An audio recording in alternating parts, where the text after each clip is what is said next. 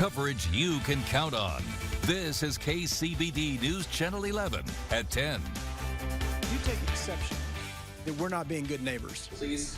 Emotions run high in the Lubbock City Council chambers. Leaders say their decision tonight is for the good of everyone involved.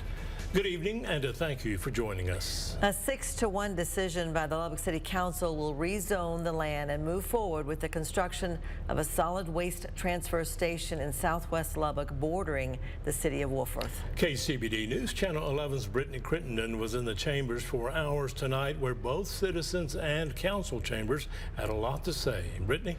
That's right, Karen and Abner. There was a lot of discussion inside those chambers from council members and residents, with several people speaking against the plan to bring this transfer station to Southwest Lubbock.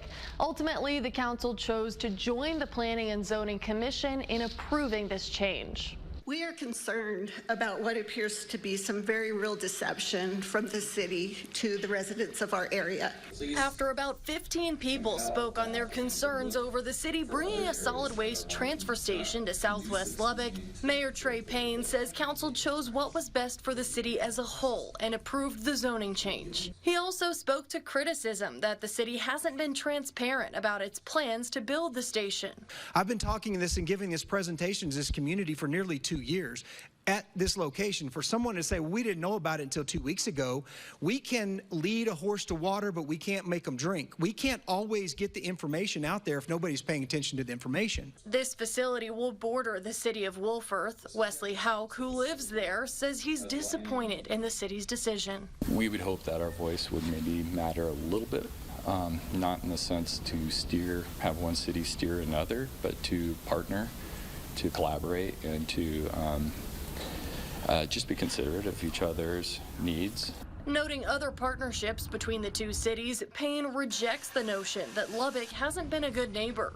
This council bent over backwards for the community of Wolfforth and basically saved the municipality of Wolfforth by providing water at the cost of the citizens of Lubbock.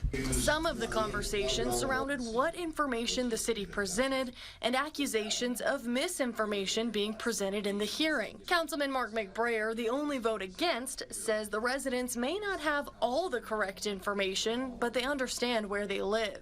And I think we need to consider that and think about that and admit if we may have made a mistake. I'm not saying we did, but I'm not prepared tonight to go forward on this the way it is.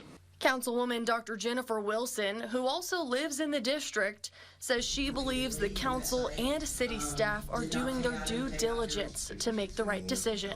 I live in this area too, but I also see things from the city standpoint, how much time staff has put into this, how much research goes into planning for a city, and that's very difficult. The council will procedurally vote again at a future meeting on the ordinance to rezone the area. Today, city staff says construction on the facility wouldn't be complete until 2027. Abner. Thank you, Brittany.